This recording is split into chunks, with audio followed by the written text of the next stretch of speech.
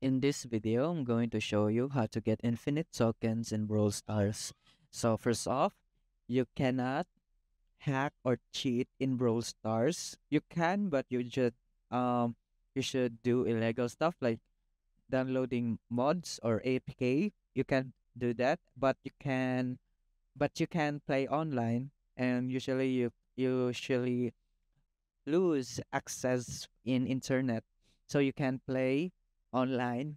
But as we said, this is how you take tokens in Brawl Stars. So ways to earn tokens without quests is to participate in battles, level up your brawlers, watch Brawl TV, achieve rank advancements, participate in special events and challenges, and join a club and participate in club league. And as you can see, that's the only way.